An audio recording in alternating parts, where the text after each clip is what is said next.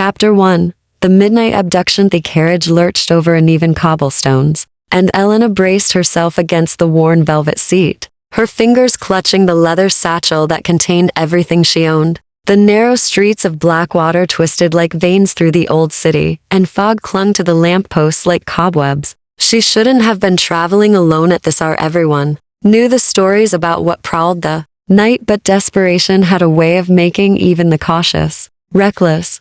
She'd fled her employer's estate 3 hours ago, still wearing the plain gray dress that marked her as domestic staff. The accusations had been false, the theft pinned on her by the mistress's jealous daughter, but truth mattered little when you had no family name to defend you. Better to vanish into the city's shadows than face the magistrate's questions she couldn't afford to answer. The carriage driver had quoted her twice his usual fare, eyes sliding away from hers when she'd asked why. Now she understood. The horse's hooves echoed too loudly in the silence, and even the driver hunched forward as if trying to make himself smaller. They were passing through the Covenant Quarter. Elena had heard whispers about this district, the old noble families who kept to themselves, the houses with shuttered windows, even at midday, the servants who never spoke of their masters. Her grandmother used to cross herself when the conversation turned to the great houses, muttering prayers in a language Elena didn't recognize. The carriage stopped, not slowed, stopped, as if the horses had simply decided they would go no further. "Driver?" Elena called, her voice thin in the fog. "What's wrong?" No answer. She leaned forward, peering through the small window, and her breath caught. The driver's seat was empty. The reins hung loose, swaying gently. Her heart began to hammer against her ribs. She reached for the door handle just as something landed on the carriage roof with a heavy thud. The entire vehicle rocked. Elena's hand froze. Another thud, this time closer to the door. Then another. Footsteps, impossibly light despite their weight, circling the carriage like a predator deciding where to bite. A human. The voice was male, cultured, and utterly without warmth. "Alone, in our streets, please," Elena whispered, though she wasn't sure what she was asking for. "I'm just passing through." Laughter, soft and cruel, came from multiple directions. There were at least 3 of them, maybe more. "Nothing passes through the Covenant Quarter without Lord Thorne's permission," another voice said. This one was female, sharp as broken glass. "And you, little mouse, definitely don't have permission." The door was ripped open with such force that the hinges screamed. Elena scrambled backward, but hands cold as winter stone seized her arms and dragged her out into the street. She hit the cobblestones hard, her satchel spilling open, and looked up into faces that should have been beautiful but were instead terrible. 3 of them. 2 men and a woman, all dressed in clothes that belonged to another century, their skin moon pale and perfect. Their eyes caught the lamplight and threw it back in shades of amber and crimson. Vampires. Real, not stories. "She smells clean," the woman said, tilting her head. "No house mark, no blood oath, just pray.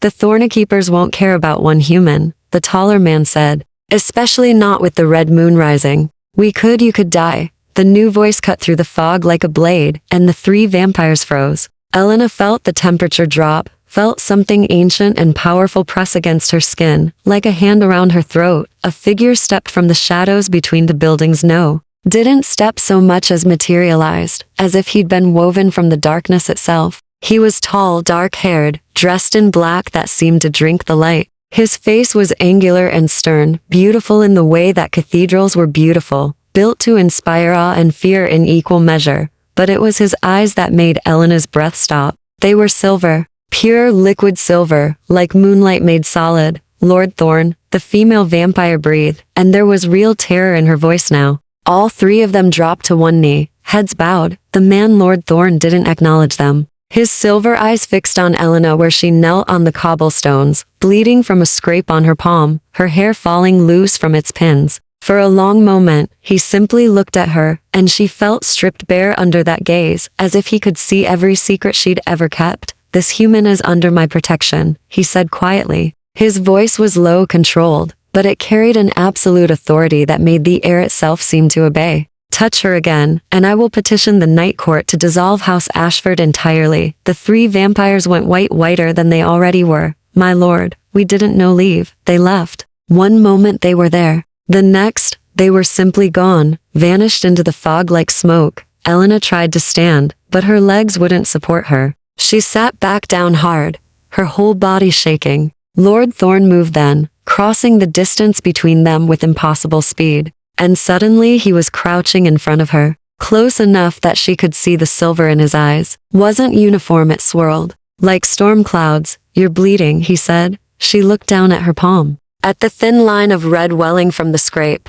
It seemed absurdly small, given everything that had just happened. I'm fine, she managed. No, his eyes followed the blood with an intensity that made her skin prickle. You're very much not fine. You're human, alone, wounded, in the heart of vampire territory on the night before the red moon. He reached out slowly, giving her time to pull away. She realized and took her injured hand in both of his. His touch was cold, but not unpleasant. Careful. You're either remarkably brave or remarkably foolish. Just unlucky, Elena whispered. Something that might have been humor flickered across his face. That too. He examined her palm, then looked back up at her. I'm going to ask you a question, and I need you to answer truthfully. Did you come here deliberately? Are you running from another house? I don't even know what a house is, she said. I was just trying to get to the harbor. He studied her face for a long moment, then nodded. I believe you. He stood, pulling her up with him. Which makes this considerably more complicated.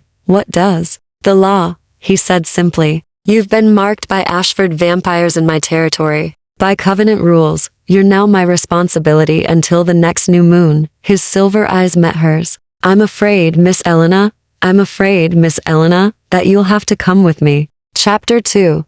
The Thornicky Pelena had imagined many things in the carriage ride through the darkened streets, dungeons, perhaps, or some gothic nightmare of chains and stone. What she hadn't imagined was beauty. The Thornicky rose from the hillside like a crown of black and silver. All spires and arched windows, wrought iron and ancient stone that seemed to absorb the moonlight rather than reflect it. Gardens stretched in geometric precision, though nothing bloomed, only perfectly trimmed hedges and white gravel paths that gleamed like bone. The gates opened at their approach without anyone touching them, and Elena's borrowed courage wavered. Lord Thorn hadn't spoken since they'd left the Covenant Quarter. He'd simply gestured to a waiting carriage far more elegant than the one she'd hired and helped her inside with a courtesy that felt more automatic than kind. Now, as they passed through those silent gates, she studied him from beneath her lashes. He sat across from her, perfectly still, in a way that no living person could manage. His hands rested on his knees,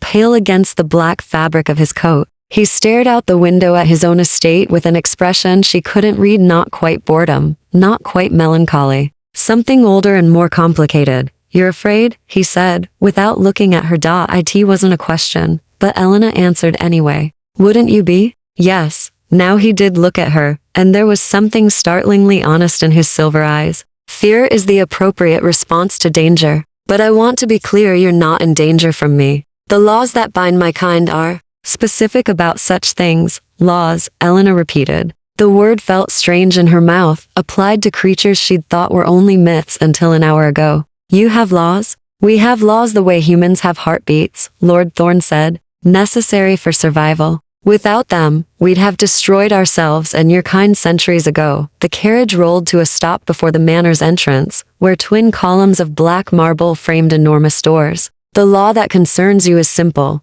If a vampire from one house attacks a human in another house's territory, that human falls under the protection of the territory's lord until the next new moon. 28 days.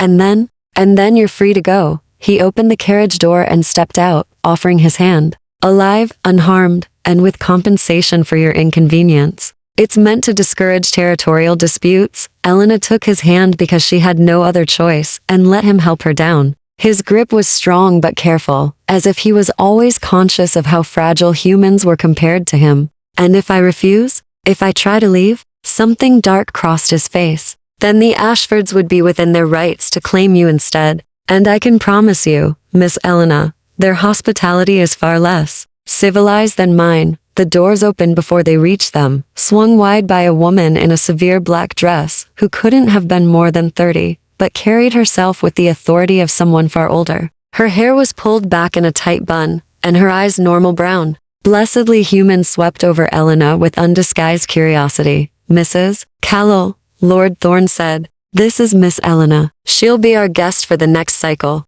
Please prepare the East Wing chambers and have Claire attend to her needs, my lord, Mrs. Callow's voice was crisp, efficient. Should I inform the household? Yes. Standard protection protocols. No one enters her rooms without permission. No feeding within 50 feet of her quarters. And no questions. His tone made it clear that last part was directed at Mrs. Callow herself. The housekeeper inclined her head. Of course. This way Miss Elena glanced back at Lord Thorne, suddenly reluctant to leave the one familiar thing in this strange place, even if that familiar thing was a vampire who'd materialized from shadow. He met her gaze and gave the smallest nod, something that might have been reassurance. Then Mrs. Callow was leading her into the manor, and Elena's breath caught despite everything. The entrance hall stretched up 3 stories, illuminated by a chandelier that held what must have been 100 candles. No gas lamps, she noticed. No modern conveniences at all.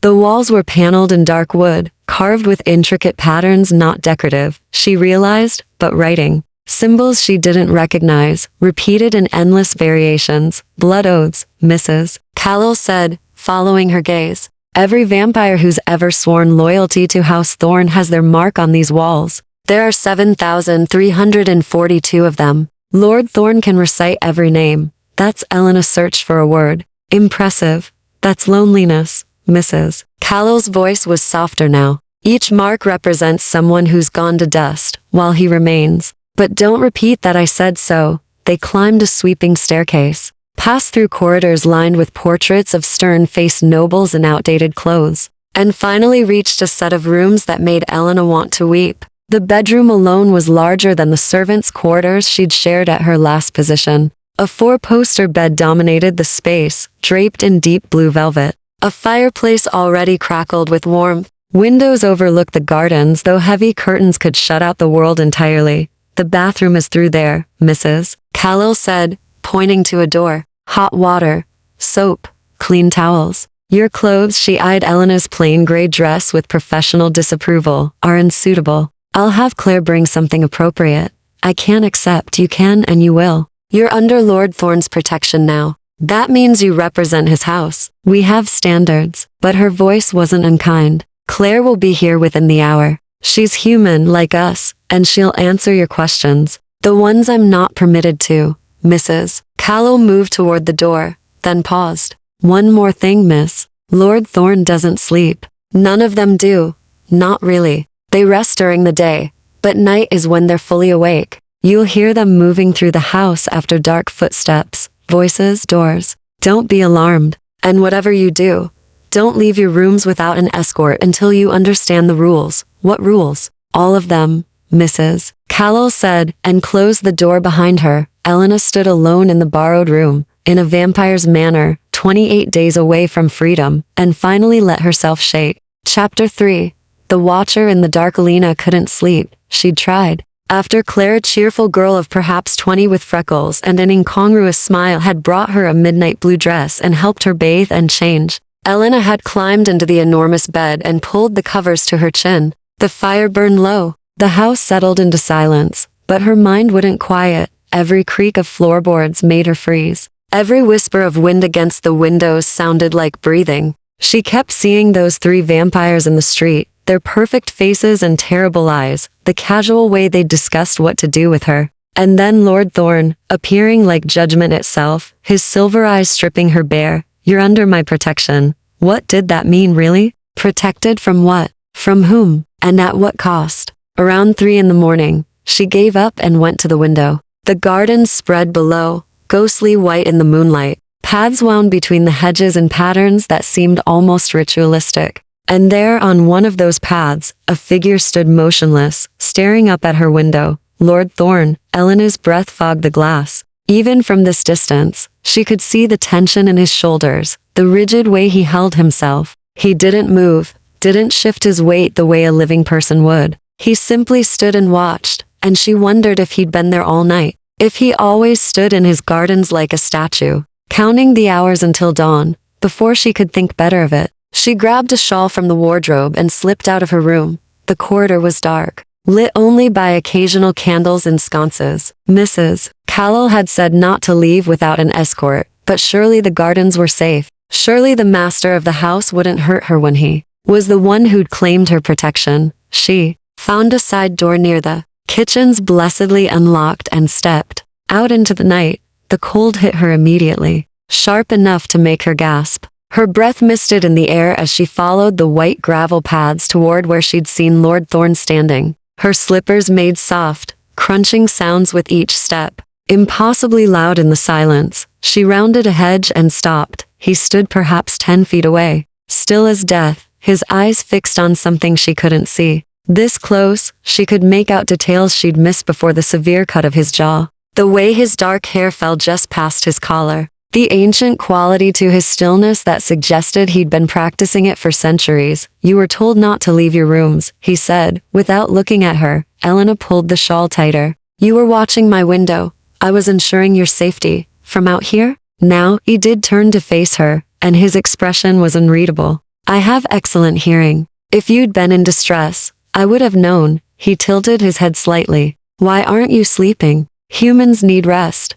So do vampires apparently." "Mrs. Callell said, you rest during the day. We enter a state of dormancy when the sun is high. It's not sleep. We're still aware, still conscious, simply unable to move. Like being buried alive every day for eternity." His voice was flat, clinical, but something in his eyes suggested old horror. "We don't dream." Elena hadn't expected that confession. Hadn't expected the raw edge beneath his controlled exterior. "That sounds terrible." "It is." He moved then, closing the distance between them with 3 silent steps. "You should go back inside. The night air isn't good for you. You keep saying things like that, as if I'm made of spun glass. To me, you are." His silver eyes caught the moonlight. "Your bones would snap in my hands like twigs. Your skin would tear like paper. I could drain you dry in less than a minute without even meaning to." He paused. "Every vampire thinks these things when we look at humans. It's why the laws exist, to remind us that fragility deserves protection, not exploitation." Elena should have been terrified.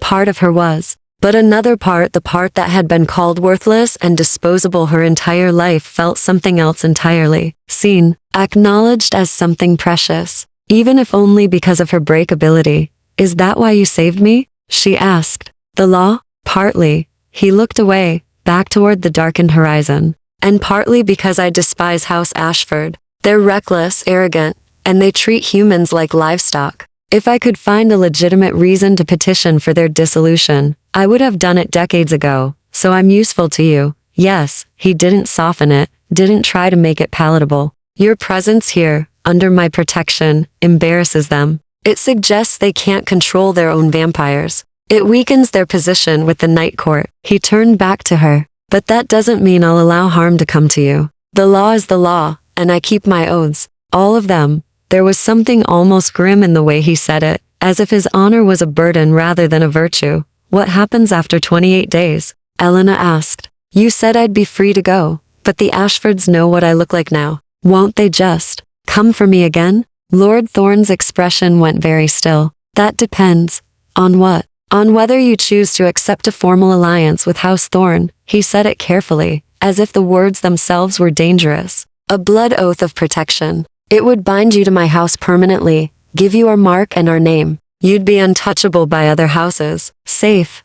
And in exchange, you would live here, serve as, I'm not certain what you'd call it, a liaison perhaps. Someone who helps me remember what it means to be human." His voice dropped. "It's been a very long time since I had someone I could speak to without calculating how to use them politically." Elena stared at him. At this ancient, powerful creature, who ruled dozens of vampires and commanded enough fear to make his enemies flee at the mention of his name. And he was asking her, a disgraced maid with nothing to her name, to stay. To teach him humanity. "I'll think about it," she whispered. "You have 28 days." He gestured back toward the manor. "Now please, go inside before you catch your death." "That would be remarkably poor protection on my part." Elena almost smiled. Almost. She turned and walked back along the white gravel paths, feeling his silver eyes on her back the entire way. Chapter 4.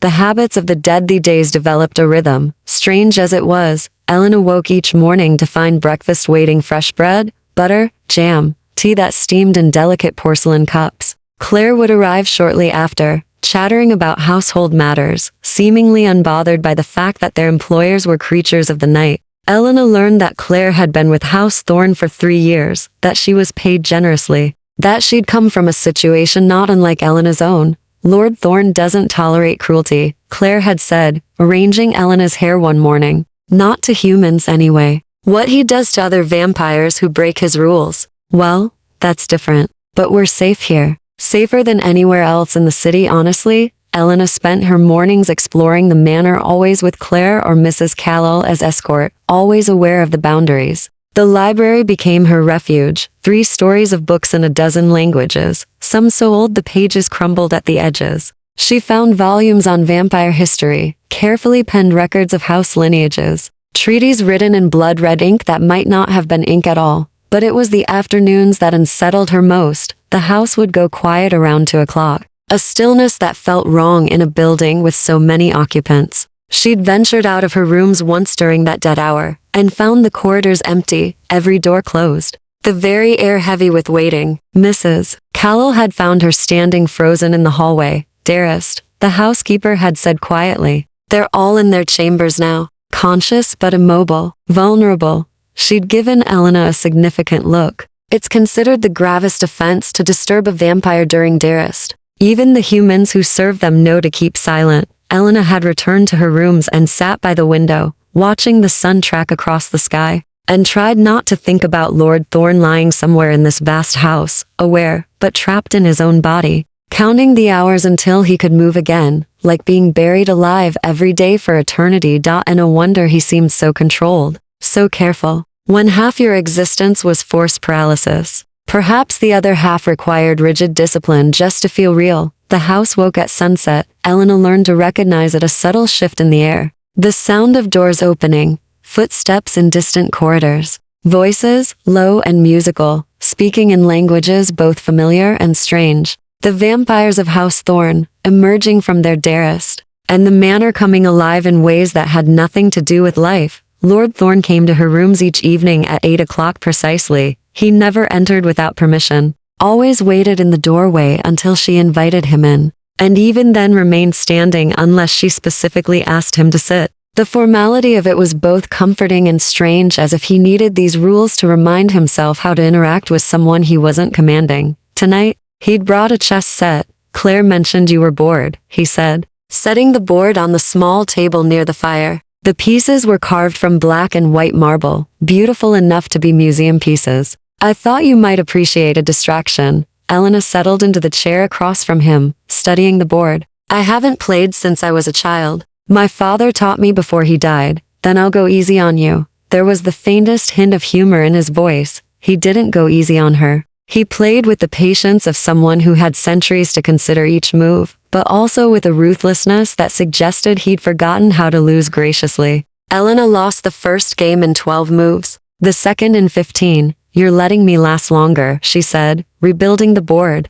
"I'm teaching you," he corrected. "There's a difference. You have good instincts, but you don't think ahead far enough. You see one move, maybe 2. I see the entire game from beginning to end. Must be convenient. It's exhausting." He moved his knight, cutting off her bishop, always knowing how things will end, always calculating probabilities and outcomes. "Sometimes I wish I could be surprised." Elena studied him across the board. He'd removed his coat, rolled his sleeves to his elbows. It was the most casual she'd seen him, and somehow it made him seem more dangerous. She could see the pale strength in his forearms, the way his hands moved with predatory grace, even in stillness. "Is that why you saved me?" she asked. "Because I surprised you?" His silver eyes lifted from the board. "Partially. You walked into vampire territory by accident, survived an Ashford attack, and didn't faint or beg when I appeared. You met my eyes and answered my questions honestly." He paused.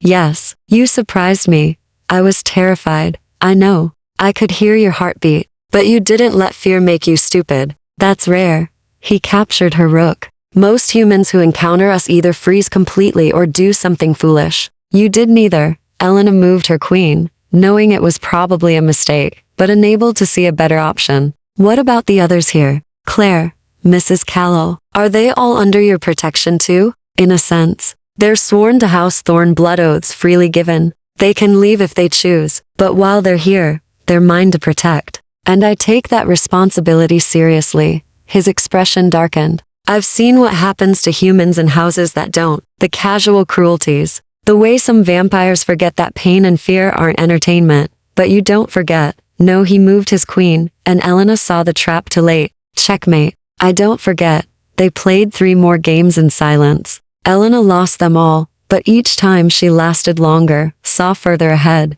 Lord Thorne's teaching was ruthless but effective, and she found herself enjoying the challenge despite everything. "Why are you doing this?" she asked, as he packed the chess pieces away. "Teaching me. Spending time with me.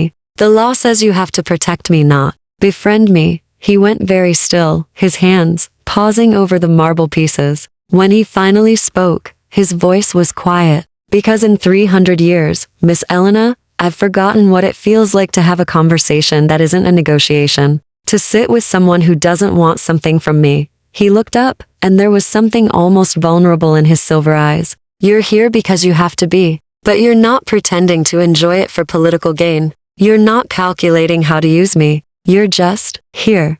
Elena's throat tightened. "I am calculating, though. I'm thinking about the oath you mentioned. Whether it would be worth it to bind myself to your house permanently. I know." He stood, inclining his head slightly. 23 days left to decide. "Good night, Miss Elena." He was gone before she could respond. The door closing softly behind him, leaving Elena alone with a chess set, and the uncomfortable realization that she was beginning to understand him. Chapter 5. Blood and Boundary. Elena woke to screaming, not human screaming, something worse. A sound that scraped against her bones, high and inhuman, full of rage and pain. She bolted upright, heart hammering, and heard shouts from below, the crash of breaking glass, running footsteps in the corridors. She grabbed her robe and threw open the door just as Claire appeared, white-faced and breathless. "Stay in your room," the girl gasped. "Lock the door. Don't come out until another crash." Closer now. The sound of splintering wood,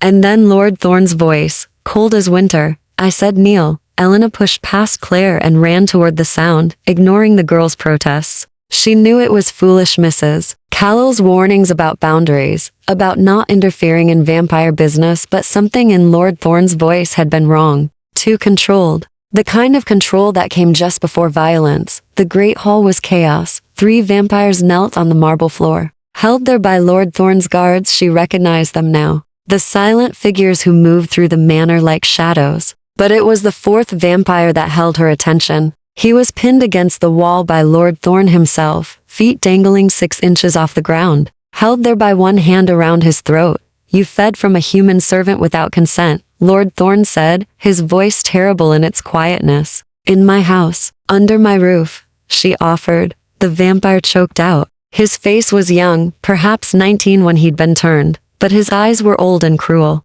"She said she's 16 years old and terrified of you." Lord Thorne's grip tightened. "That's not consent. That's coercion." Elena saw the girl then, huddled in the corner with Mrs. Callow's arms around her. Blood stained her collar, and she was crying silently, her whole body shaking. "The law is clear," Lord Thorne continued. "Any vampire who feeds without genuine, freely given consent forfeits their place in the house. You have 2 choices. Face judgment from the Night Court, or accept exile and dissolution of your blood oath. You can't." The young vampire's bravado cracked. "I've served House Thorne for 40 years, and in 40 years you should have learned our most fundamental rule." Silver eyes burned cold. "We are predators, yes, but we are not monsters. The distinction lies in consent." He released the vampire, letting him drop to the floor. "Choose, now, exile," the vampire whispered. Lord Thorne's expression didn't change. He pulled a knife from his belt. The blade looked like obsidian, black and gleaming, and before Elena could understand what was happening, he'd slashed his own palm open.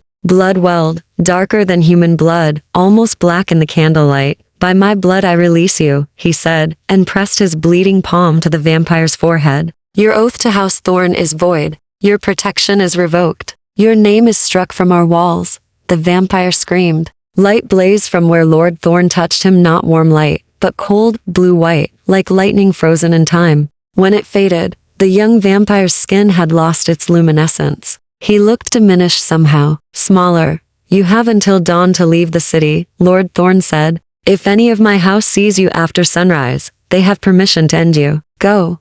The vampire fled, simply vanished, moving with desperate speed. Lord Thorn turned to the three still kneeling. "You witnessed and didn't stop it. You're complicit." His voice was flat. "1 week of Darist without protection. You'll spend the day hours in the outer courtyard, where the sun can reach you, conscious, burning, unable to move or scream." All three went gray with terror. Elena had heard enough about vampire physiology to understand they wouldn't die from sunlight, not quickly, but they'd feel every second of burning. "For 7 days, my lord," one of them began. "Please be grateful I'm not asking for a decade." Lord Thorn's hand was still bleeding, dripping black drops onto the white marble. "Get out of my sight." They scrambled away. The hall emptied quickly, guards disappearing back into shadows, until only Lord Thorn remained standing in the center of the destruction, still holding his bleeding palm, his chest rising and falling with unnecessary breaths. Elena stepped forward, his head snapped toward her, and for a moment his eyes were pure predator silver fire, ancient and inhuman. Then recognition flickered, and something in his expression crumbled. "You shouldn't be here," he said roughly. "Neither should she." Elena nodded toward the girl in the corner. "Mrs. Callow was already leading her away, murmuring comfort. But we are." Lord Thorn looked down at his hand, at the blood still flowing freely. "I need to." He swayed slightly. Elena closed the distance between them and caught his arm. He was cold, always cold, but his skin felt like ice. "Now, what's wrong?" "Blood oath dissolution costs. Takes something from both parties." His words were slightly slurred. "I'll be fine in a few hours. Just need to rest." "You can't rest. The sun won't rise for hours." Elena looked around the empty hall, at the destruction, and made a decision. "Come on, my rooms. You can sit by my fire until you recover." "Not appropriate. You literally just exiled someone for hurting a human under your protection. Let me return the favor." She tugged his arm. "Please." He allowed her to lead him, which told her exactly how weakened he was. Lord Thorn didn't allow anything unless he had no choice. Her rooms felt smaller with him in them. He sank into the chair by the fire, cradling his injured hand. The cut was already healing. She could see the flesh knitting itself back together, but slowly. Too slowly. Elena knelt beside him and reached for his hand. He tried to pull away, but she held firm. "Let me," she said quietly. She used the pitcher of water from her washstand, a clean cloth, gently washing away the black blood. His hand trembled under hers, barely perceptible, but there. Lord Thorn, who'd held a vampire against a wall with one hand, who'd spoken judgment with absolute authority, was shaking. "You did the right thing," Elena said. "What you did tonight. It was right. It was necessary." His voice was hollow. Right and necessary aren't always the same thing, but they were tonight. She wrapped his hand in clean linen. "You protected someone who couldn't protect herself. You enforced laws that matter. That's not just necessary. That's good." He looked at her then, really looked, and something in his silver eyes was so raw it hurt. "Do you know how long it's been since someone called me good?" Elena's throat tightened. "Too long, I think." They sat in silence, his hand wrapped in her makeshift bandage, the fire crackling between them. And Elena realized with startling clarity that she'd already made her decision about the blood oath. She was going to stay. Chapter 6. The revelation. The next 3 days passed in careful tension. Lord Thorn recovered from the blood oath dissolution, though Elena noticed he moved more slowly than usual, his eternal vigilance tempered by something that looked almost like exhaustion. He still came to her rooms each evening, but their chess games grew longer, the silences between moves stretching into something comfortable rather than awkward. He didn't mention finding her in the Great Hall. She didn't mention the way his hand had trembled in hers, but something had shifted between them, a boundary crossed, a wall lowered. He asked her questions. Now, small things at first. What had she done before coming to Blackwater? What books did she enjoy? Had she ever wanted anything beyond survival? She answered honestly, because dishonesty seemed impossible with those silver eyes watching her. She told him about her father's death when she was 12, the string of positions in different households, the accusations that had driven her into the night. She told him about feeling invisible, disposable, a piece of furniture that could be discarded when convenient. "I understand that," he'd said quietly, being seen as useful rather than real. On the 4th day, Mrs. Callowell summoned her to Lord Thorn's study. Elena had never been to this part of the manor. The study was located in the oldest wing, where the stone walls bore no decoration and the windows were narrow as arrow slits. Mrs. Callowell knocked 3 times in a specific rhythm before opening the door. Miss Elena. My lord. The study was smaller than Elena expected, lined floor to ceiling with books and maps, charts tracking house territories and blood oaths. A massive desk dominated the center, its surface covered in correspondence written in languages both familiar and strange. And behind the desk, Lord Thorne stood examining a document with an expression she'd never seen before. Fear. Thank you. Mrs. Callowell, close the door behind you. The housekeeper obeyed, leaving Elena alone with him. Lord Thorne set down the paper and gestured to the chair across from his desk. Sit, please. Elena sat. Her heart had started beating faster, though she couldn't say why. What's wrong? I received a summons from the night court this morning. He pushed the document toward her. It was written in flowing script, sealed with 7 different wax emblems. House Ashford has formally challenged my protection of you. They're claiming I violated territorial law by interfering in their hunt. Elena's blood went cold. But you said the law says I'm under your protection because they attacked me in your territory. They're arguing that you entered the Covenant Quarter deliberately to seek asylum. That you knew what you were doing. His jaw tightened. It's a lie, obviously. But if the Night Court believes it, if they rule in Ashford's favor, what happens? You would be turned over to House Ashford. They would have the right to punish you for the perceived insult entering vampire territory without permission, causing a territorial dispute between houses. He met her eyes. Elena, I need to know the absolute truth. Did you have any knowledge of what the Covenant Quarter was before you entered it? Any reason to believe you were entering vampire territory? No, none. I swear it.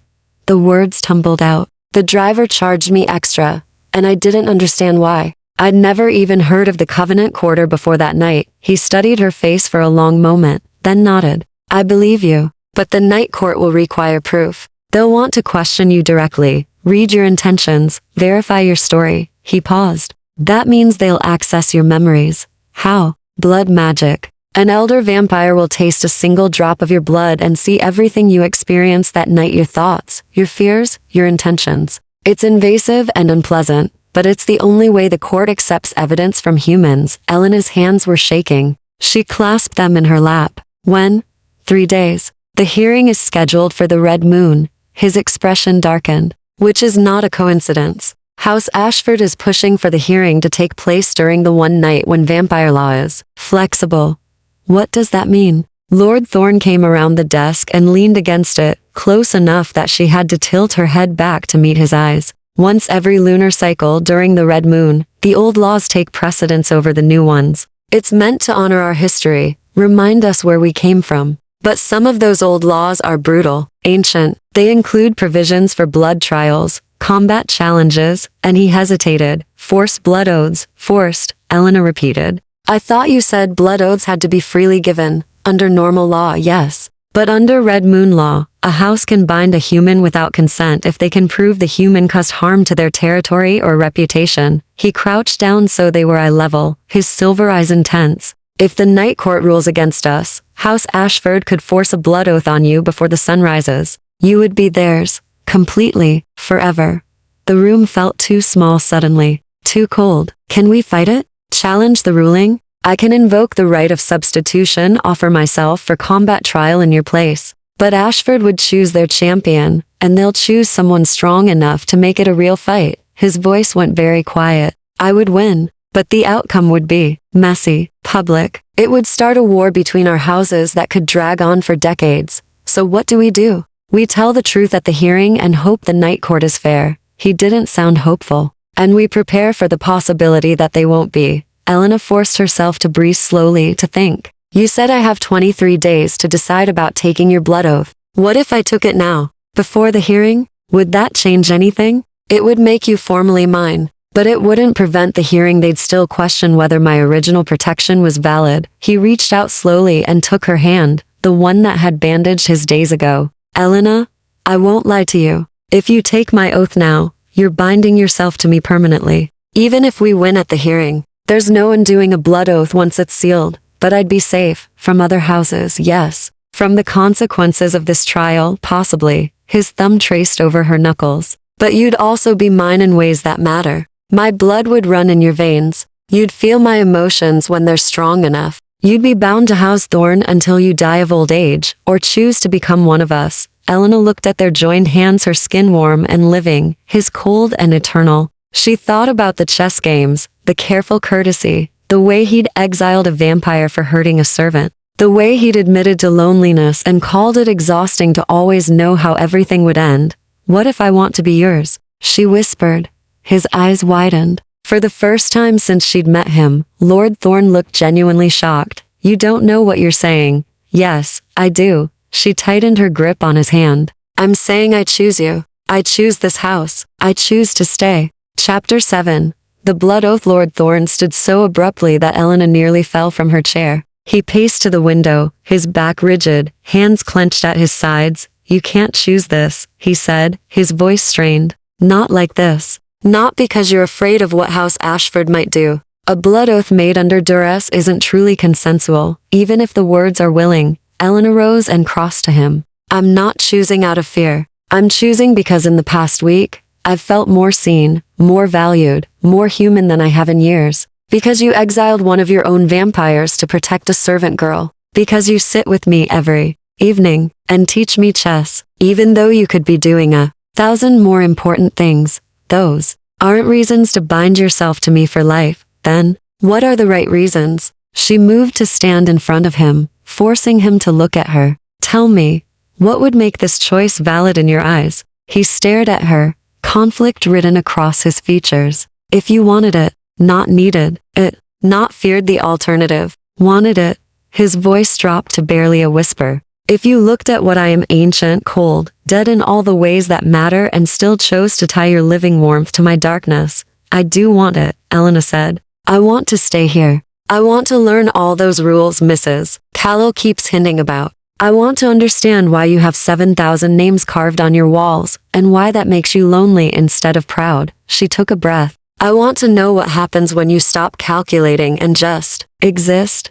Something broke in his expression. Elena, and yes, I'm afraid of House Ashford. I'd be stupid not to be. But that's not why I'm choosing you. She reached up and touched his face, his skin cold and smooth as marble under her palm. I'm choosing you because when I look at you, I don't see a monster. I see someone who's spent 300 years trying desperately not to become one. His hand came up to cover hers, pressing her palm more firmly against his cheek. For a moment he simply stood there, eyes closed, as if memorizing the warmth of her touch. If we do this, he said finally, opening his eyes, it must be done properly. Not rushed, not secret. A blood oath is witnessed, formal, binding in ways that matter to both our kinds. We'll do it tonight, before the full household, so everyone knows you came to me freely. Tonight, before I can talk myself out of allowing it, before you can realize what a profoundly strange decision this is. A ghost of humor crossed his face. I've lived 3 centuries, Elena. I know an impulsive choice when I see one,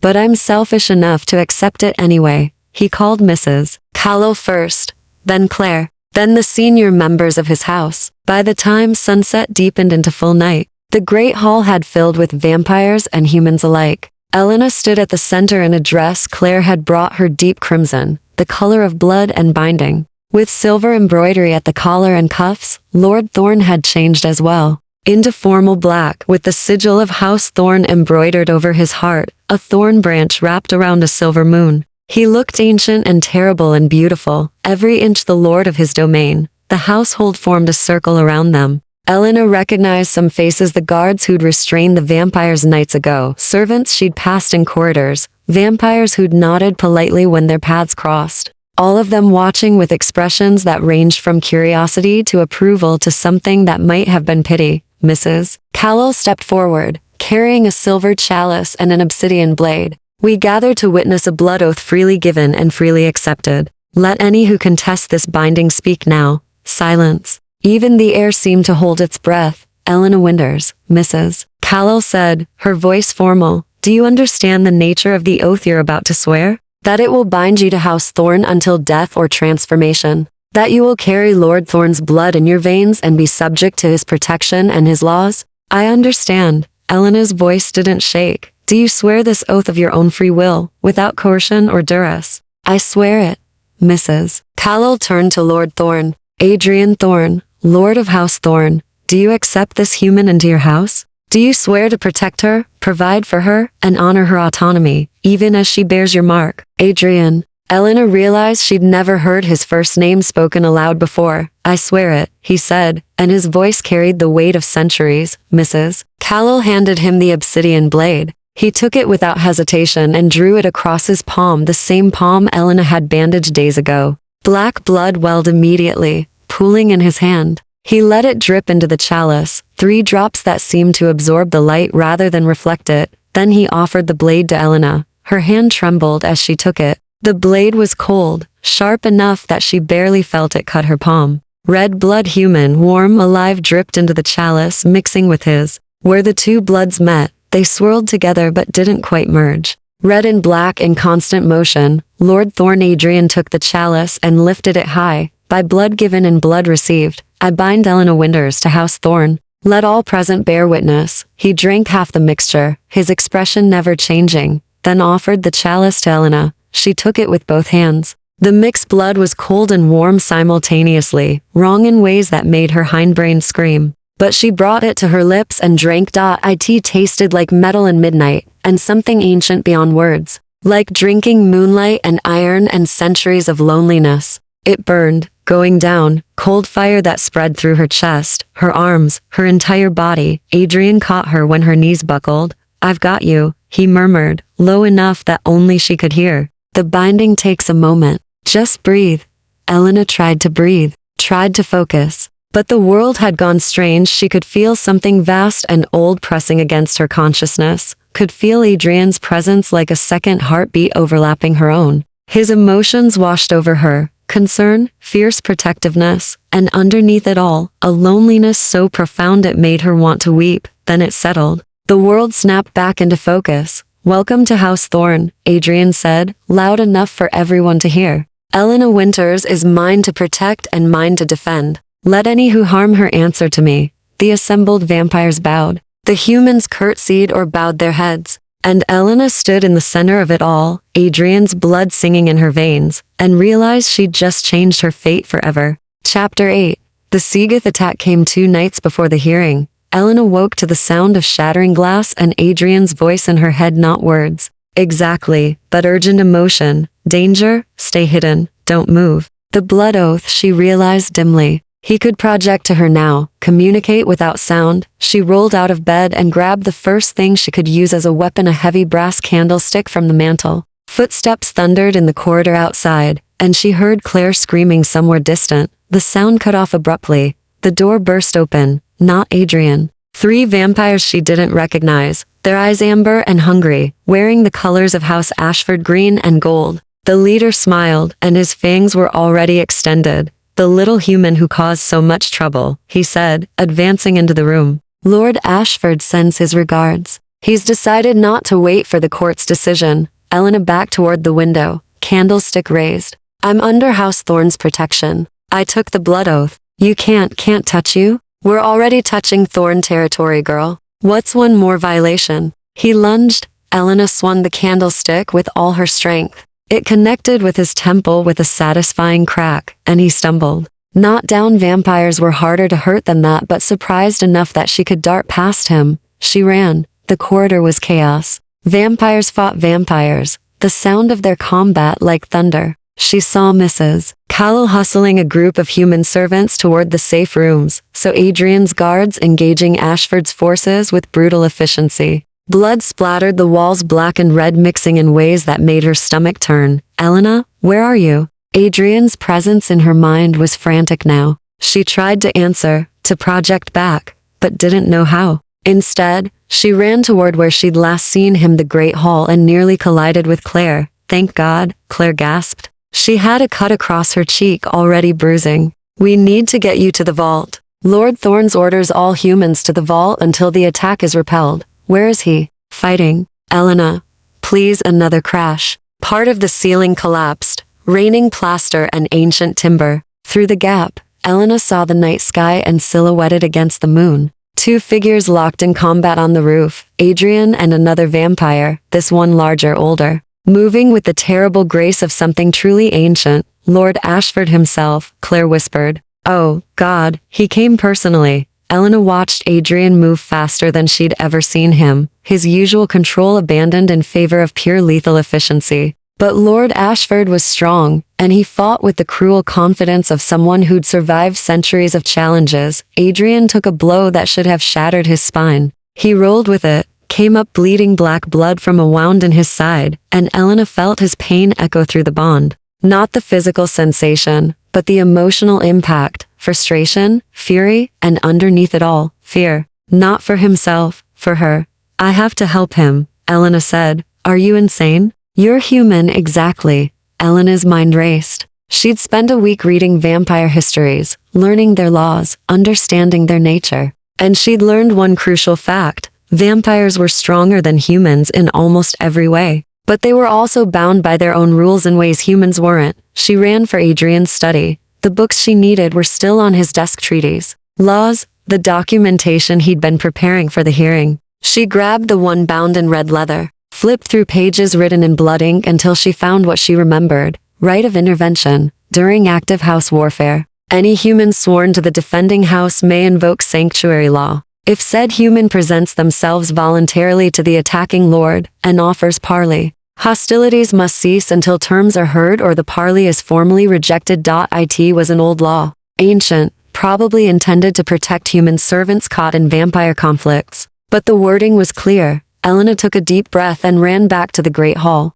She burst through the doors, ignored Claire's shouts, and screamed up at the roof. I invoke sanctuary law. I demand parley with Lord Ashford. The fighting stopped. Not gradually, instantly, as if someone had frozen time. Every vampire in the hall went still, heads turning toward her. Above, on the roof, she saw Adrian and Lord Ashford separate. Elena, no. Adrian's voice was hoarse, desperate. Don't. But Lord Ashford was already descending, dropping from the roof to land in the center of the hall with impossible grace. He was tall, blonde, beautiful in the way that predators were beautiful. His eyes were amber and utterly merciless. How interesting, he said, studying her. The little human knows our laws. Very well. I accept your parley. He smiled, showing fangs. Speak, girl. What terms could you possibly offer that would make me abandon a perfectly justified assault? Elena's hands were shaking, but she kept her voice steady. You claim my presence in the Covenant Quarter was deliberate.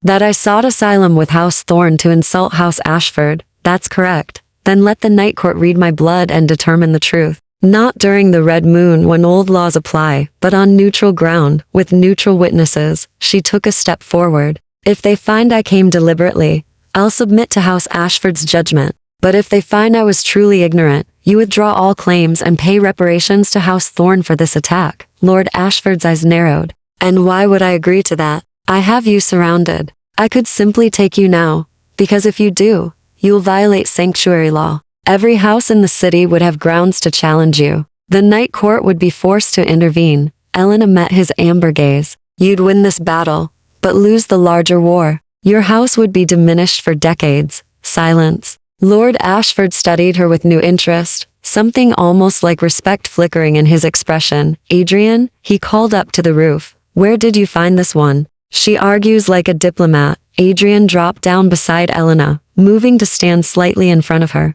Blood still dripped from his side, but his voice was steady. Do you accept her terms? I do. Lord Ashford inclined his head. The hearing will take place in 3 nights. Neutral ground, neutral witnesses. If the court finds in my favor, the girl is mine. If not, I'll pay reparations, and we'll consider this matter closed. Agreed, Adrian said. Lord Ashford smiled. Until then, Thorne, train her well. I'm beginning to think she might be worth keeping alive. He turned to his vampires. We withdraw. The parley is sealed. The Ashford vampires retreated like shadows, silent and swift, leaving destruction and injured behind. The moment they were gone, Adrian turned to Elena. That, he said quietly, was either the bravest or most foolish thing I've ever witnessed. Elena's knees gave out. He caught her before she hit the ground, and she felt his fury wash through the bond. I couldn't let him kill you, she whispered, so you offered yourself instead. His arms tightened around her. You're going to give me a second death from worry.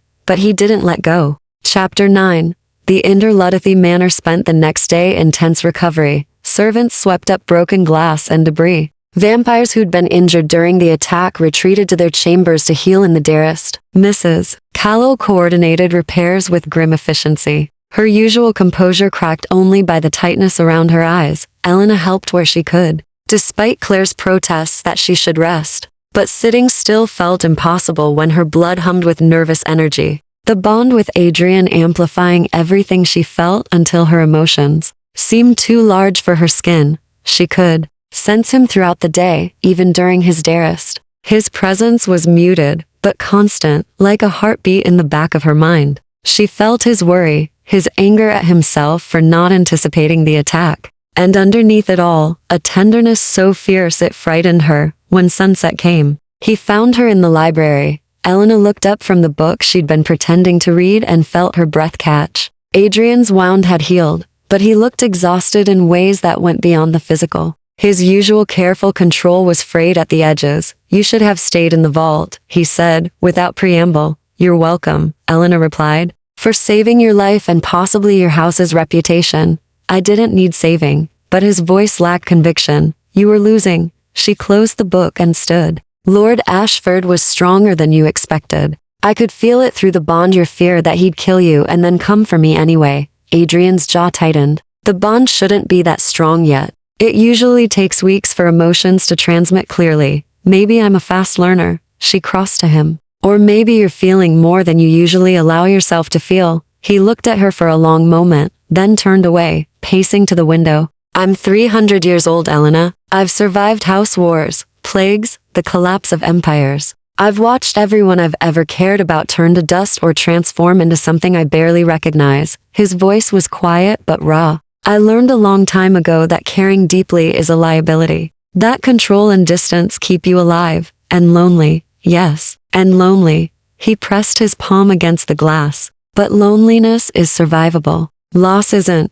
Not after you've endured it enough times." Elena moved to stand beside him, their reflections ghostly in the window. "Is that why you've never offered the transformation to anyone? Why? All the names on your walls are dust." "Partly. Transformation is complicated. It requires an exchange of blood far more intimate than a protection oath. The person dies and remakes themselves using my blood as a template. They become mine in ways that matter, bound to my bloodline, carrying my strengths and my weaknesses." He paused. "And I would have to watch them struggle through the first century, learning to control the hunger, the strength, the terrible weight of immortality. I would have to guide them through becoming a predator. I'm not certain I'm strong enough for that. You're the strongest person I've ever met. I'm the most controlled." He finally looked at her. "There's a difference." Elena studied his face, the severe beauty of it, the ancient sadness in his silver eyes. Through the bond, she felt the careful walls he'd built around himself, century after century, brick by brick, until he'd forgotten there was anything inside worth protecting.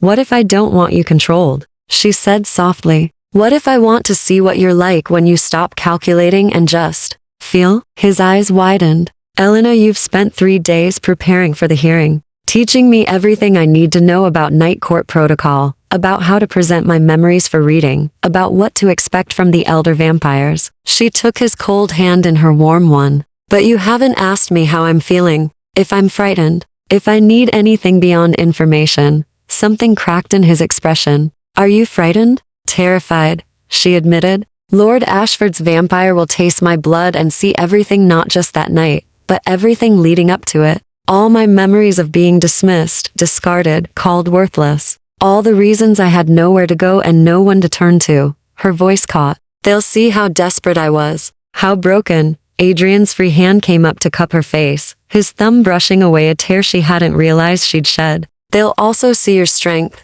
your resilience, the fact that you walked into danger without knowing it, and still kept your wits enough to survive." His voice dropped. "They'll see what I see, someone who's been treated as disposable her entire life but refuses to believe she is." "Is that what you see?" "Yes." The word was fierce. "I see someone who invoked ancient laws to save me, who looked at Lord Ashford, one of the oldest, most dangerous vampires in the city, and didn't flinch, who chose to bind herself to my house, not because she needed protection, but because she wanted to belong somewhere." Elena's breath hitched. The bond between them suddenly felt like a living thing, thrumming with emotion too complex to name. His fear for her, his fierce protectiveness, his carefully hidden hope that maybe, finally, he'd found someone who wouldn't leave. Adrian, she whispered, using his name for the first time. I'm not going anywhere. His control shattered. He pulled her against him with a desperation that would have frightened her if she couldn't feel his emotions through the bond need and loneliness and 3 centuries of careful isolation crumbling under the simple fact of her presence. His face buried in her hair, his cold hands clutching her as if she might vanish. I can't lose you, he said roughly. I know it's selfish. I know I have no right to feel this way after barely 2 weeks. But the thought of Lord Ashford taking you, of you being hurt because I failed to protect you, his voice broke. I can't do it again, Elena. I can't watch another person I care about disappear. Elena wrapped her arms around him and held on. Then don't fight for me at the hearing. Stand beside me when they read my blood. Remind the Night Court that I'm not property to be claimed. I'm a person who made a choice. He pulled back enough to look at her, and his silver eyes were blazing. I'll do more than that. If they rule against us, I'll challenge Lord Ashford to formal combat. Winner takes all. That could kill you. It could. His hand slid into her hair. But I'd rather die fighting for you than live knowing I let them take you. The words hung between them, heavy with meaning. Elena felt the bond surge, carrying emotions neither of them had names for connection and recognition and the beginning of something that might have been love, if given time to grow. 2 more days, she said. Then we face the Night Court together. Together, Adrian agreed. He kissed her forehead, chaste, reverent, as if she were something precious, and Elena felt his promise settle into her bones. Whatever happened at the hearing, she wouldn't face it alone. Chapter 10.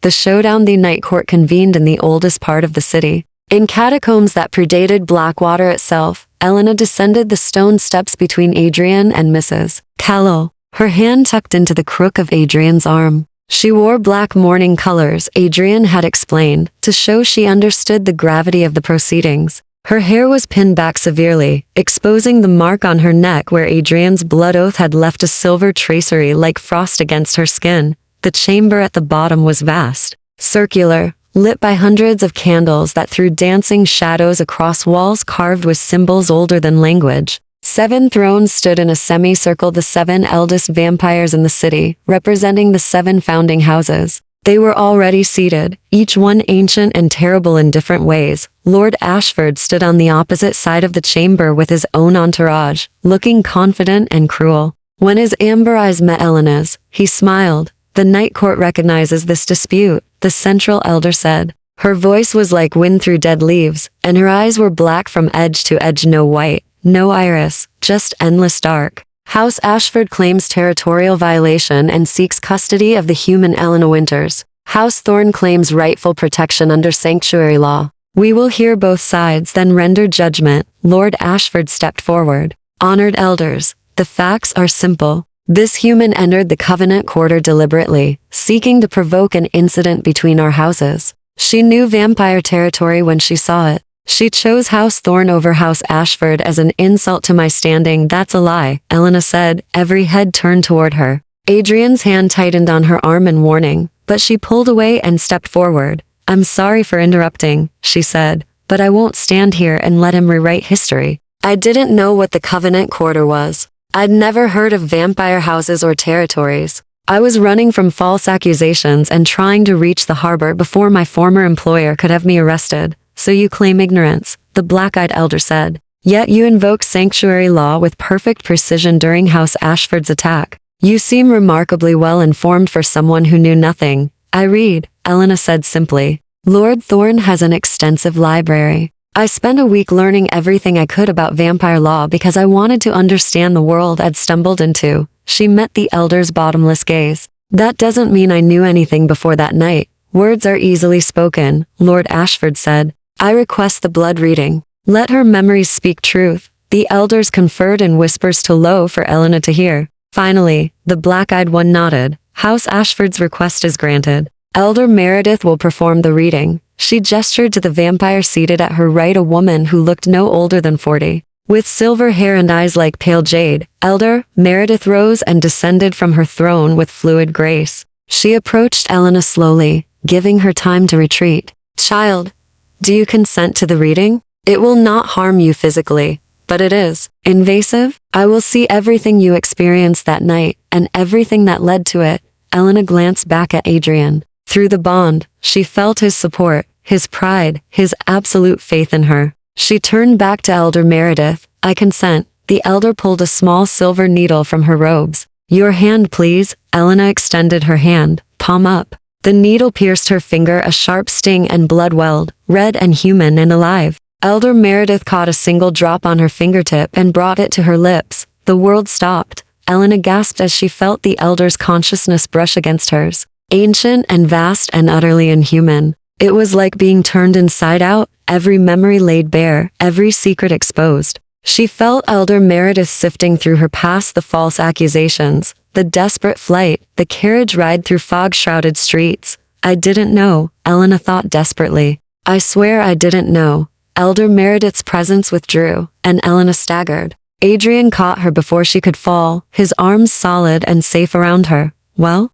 Lord Ashford demanded. Elder Meredith returned to her throne, her jade eyes unreadable. The human speaks truth. She had no knowledge of vampire territory, no understanding of house politics, no intent to insult or provoke. She was simply unlucky. Triumph surged through the bond from Adrian. Elena sagged against him in relief. However, Elder Meredith continued, and Elena's heart sank. There is the matter of House Ashford's damaged reputation. Their vampires were punished publicly for an attack that, while inappropriate, occurred in ambiguous circumstances. Some compensation is warranted. No, Adrian said, his voice hard. Elena invoked sanctuary law legally. She saved both our houses from a prolonged conflict. If anything, Lord Ashford should compensate her for his assault on Thornakeep. Lord Ashford's face went cold. You dare? I invoke the right of challenge, Adrian said clearly. Single combat.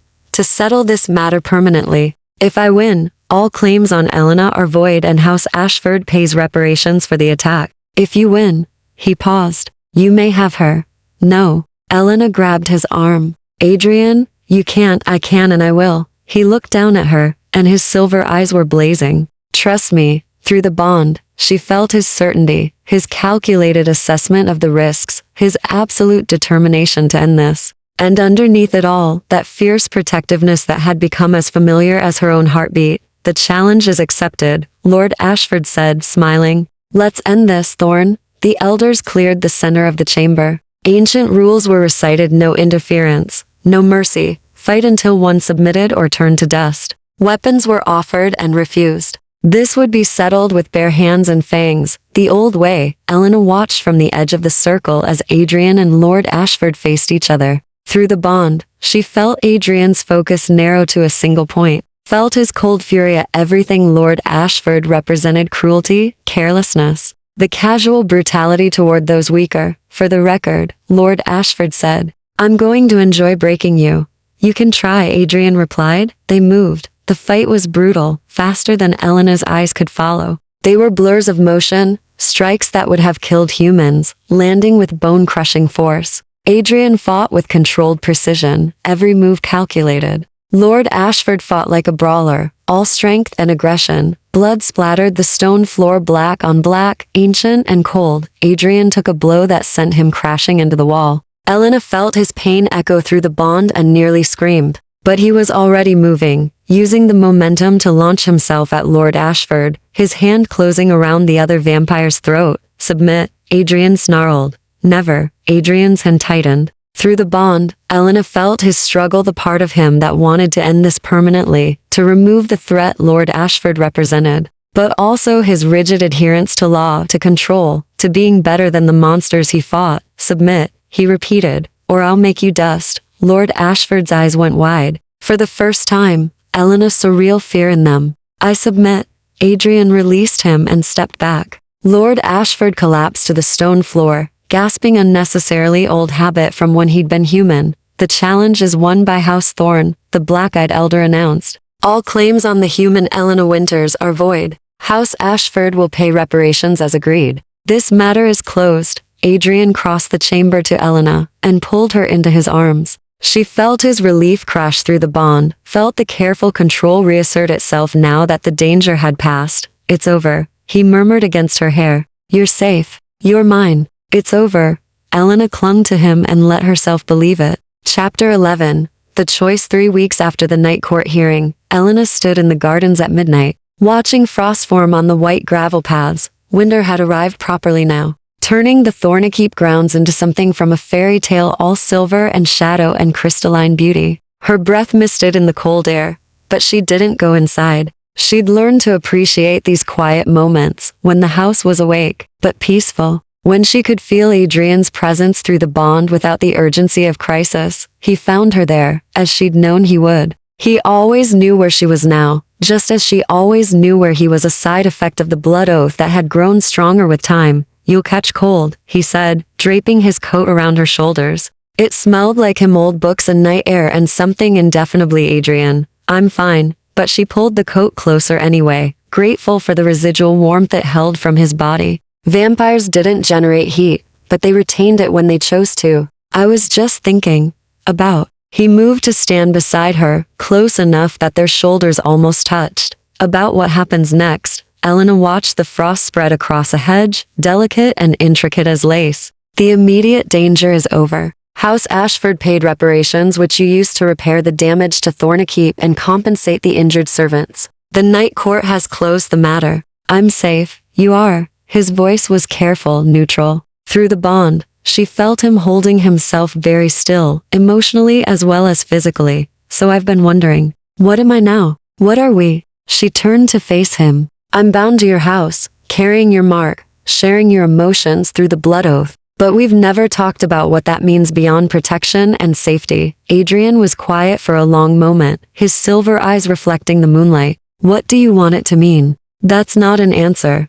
No, it's a question. One I should have asked weeks ago." He reached out slowly and took her hand, his cold fingers threading through her warm ones. "When I offered you the blood oath, I told you what I could give: protection, a place to belong, safety from other houses. But I never asked what you wanted beyond survival." Elena's heart was beating faster now. "And if what I want has changed, if it's become more complicated than just needing a safe place to live, then tell me." His thumb traced circles on her palm. "Tell me what you want, Elena. Not what you think I want to hear. Not what seems practical or reasonable. What do you actually want?" She took a breath. "I want to stay at Thornykeep.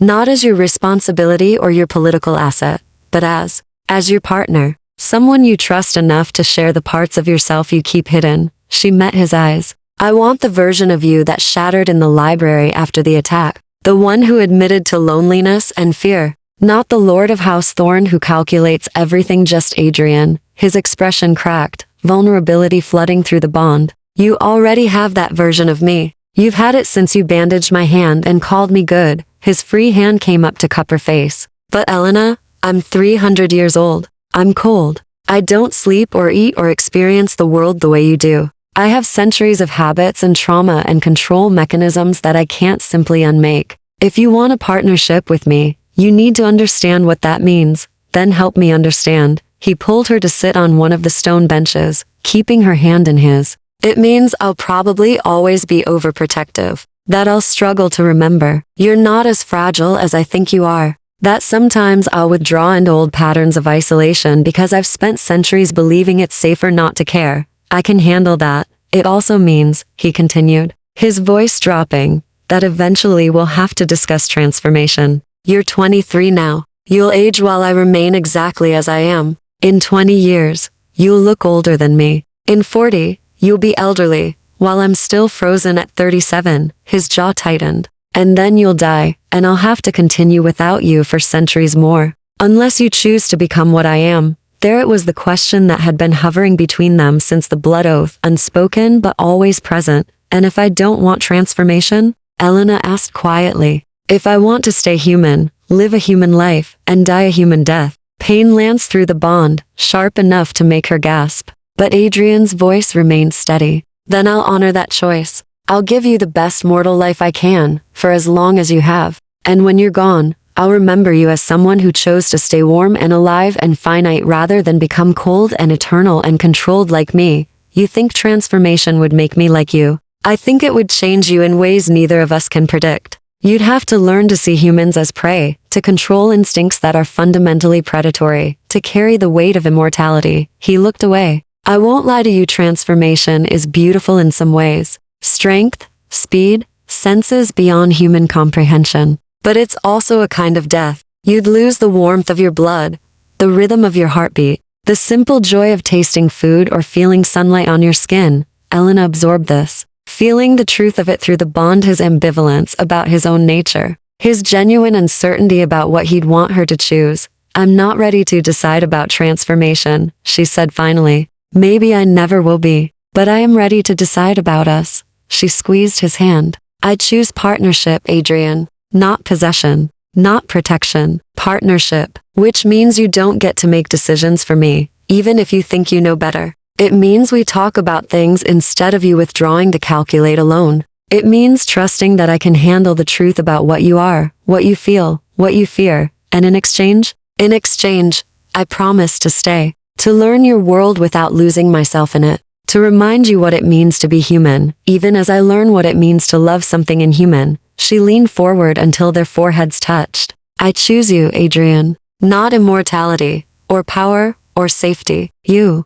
His arms came around her, pulling her close enough that she could feel the unnecessary rise and fall of his chest. The way he mimicked breathing when emotions overwhelmed his control. I don't deserve you, he whispered against her hair. Probably not, she agreed. But you have me anyway. Through the bond, she felt his careful walls crumble a little more. Felt 3 centuries of loneliness begin to ease under the simple fact of being chosen, not needed, not bound by law or oath or obligation, just chosen. They sat in the garden until dawn threatened, and for the first time since becoming a vampire, Adrian didn't watch the approaching sunrise with dread. He watched Elena instead, memorizing the way moonlight caught in her hair, the warmth of her hand in his, the steady beat of her human heart. However long she chose to stay mortal, 20 years or 40 or 60, he would make every moment count. And if she never chose transformation, if she lived a full human life and left him to continue alone, he would carry her memory like a candle in the darkness. Proof that he'd been capable of something beyond survival. He'd been capable of love. Chapter 12. Forever and a day. 5 years later, Elena descended the grand staircase of Thornakeep with the easy confidence of someone who belonged there. Her dress was deep emerald tonight, Adrian's favorite color on her, and the silver mark on her neck had grown more intricate over the years, branching like frost across her skin in patterns that marked her as something unique, human, but bound to vampire nobility in ways that transcended simple protection. The great hall had been transformed for the occasion. Candles blazed in every sconce, their light catching on the polished marble floors. Vampires from all 7 houses mingled with human servants, diplomats, the new breed of liaisons that had emerged in the wake of Elena's precedent. The Night Court had taken notice of House Thorne's experiment, a human partner treated as equal rather than possession. Other houses had begun cautiously to follow suit. You're nervous, Adrian said, appearing at her elbow with 2 glasses of wine. He handed her one, his silver eyes warm with amusement. I can feel it through the bond. It's our 5th anniversary, Elena said, accepting the glass. And you've invited every important vampire in the city. I'm allowed to be nervous. You faced down Lord Ashford in the Night Court. This is just a party. But his hand found hers, squeezing gently. Through the bond, she felt his own carefully controlled anxiety, not about the party, but about the surprise he'd planned for after. 5 years had softened some of Adrian's edges while sharpening others. He smiled more easily now, laughed at her jokes, allowed himself moments of unguarded affection that would have been unthinkable when they'd first met. But he was still Lord Thorne when it mattered, still commanded absolute authority when house business required it. Elena had learned to love both versions of him, the ancient vampire lord and the man who played chess with her every evening and brought her flowers from the garden because he'd noticed she liked them. Elena, Claire pushed through the crowd, resplendent in blue silk. She'd married one of Adrian's guards 2 years ago, a vampire named Marcus who looked at her like she'd hung the moon. Have you seen the cake? Mrs. Callell outdid herself. I helped design it, Elena said with a smile. 7 tiers, 1 for each house to symbolize unity. Very diplomatic. Adrian's voice held dry humor. Though Lord Ashford will probably complain that his tier is smaller than mine, his tier is exactly the same size as everyone else's. If he complains, that says more about his insecurity than my decorating choices. Elena had learned to navigate house politics with a deftness that surprised even Adrian. She'd become his advisor in matters of human-vampire relations, his voice of conscience when old prejudices threatened to resurface, his bridge to a world he'd been slowly losing touch with over 3 centuries. The evening progressed smoothly. Elena moved through the crowd with Adrian at her side, accepting congratulations and well wishes, deflecting the occasional pointed question about when she might consider transformation. She'd become adept at changing the subject. It was still a choice she hadn't made, and she was grateful Adrian never pressed her about it. As midnight approached, Adrian guided her out to the gardens. Snow had fallen earlier, turning the grounds into a winter wonderland. Their breathers warm, his cold but present for her benefit misted in the air as they walked the white gravel paths. "I have something for you," Adrian said when they reached the center of the garden, where a fountain stood frozen in crystalline beauty. "Adrian, we agreed no extravagant gifts." "It's not extravagant. It's necessary." He pulled a folded document from inside his coat. "I've been working on this with the Night Court for the past year. They approved it last week." Elena unfolded the paper, her hands trembling slightly in the cold. The document was written in formal language, stamped with the seals of all 7 houses. As she read, her eyes widened. "The human accords," she whispered. "Adrian, this is a complete restructuring of how vampires interact with humans in Blackwater," he finished. "Mandatory consent for all blood exchanges. Legal protections for human servants.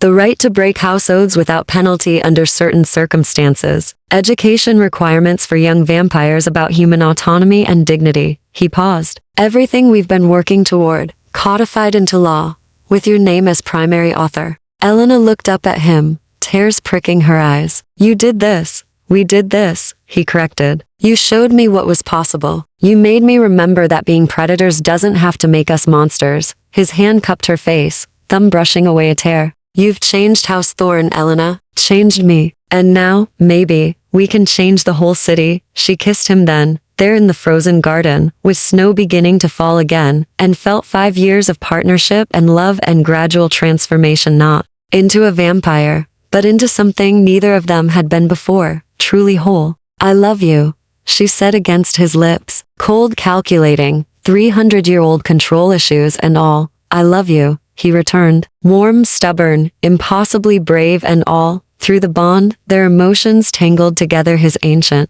loneliness finally soothed, her old wounds finally healed, both of them finding in each other what they'd been missing: recognition, acceptance, home. "What happens now?" Elena asked, pulling back to look at him. "Now," Adrian smiled, and it transformed his severe features into something almost boyish. "Now we go back to the party. We eat cake, or rather, you eat cake while I pretend to enjoy wine. We dance. We accept congratulations on 5 years of thoroughly scandalizing vampire society by being happy together. And tomorrow? Tomorrow we start implementing the accords. Training programs for vampires, education initiatives for humans, outreach to the other houses." His expression sobered. "It won't be easy. There will be resistance. Some vampires will never accept that humans deserve equal consideration. Then we'll convince them," Elena said firmly. "One house at a time if necessary. We've already proven it works." "We have." He pulled her close, resting his chin on top of her head. "And whatever comes next, 5 years or 50, whether you choose transformation or mortality, we'll face it together." Together, Elena agreed. They stood in the garden as snow fell around them, human warmth and vampire cold finding equilibrium, and the future stretched ahead, full of possibilities neither of them had dared imagine 5 years ago. Inside the manor, the party continued. 7 houses celebrated under one roof, united by the unprecedented partnership between a vampire lord and a human woman who'd refused to be anything less than his equal. The names on the walls numbered 7,343. Now Elena's added in silver script, not as servant or possession, but as partner. And in the garden, Lord Adrian Thorne held Elena Winters and allowed himself something he'd thought lost centuries ago: hope, not for immortality or power or conquest, but for the simple, profound miracle of being known and loved exactly as he was, ancient, cold, imperfect, and finally home.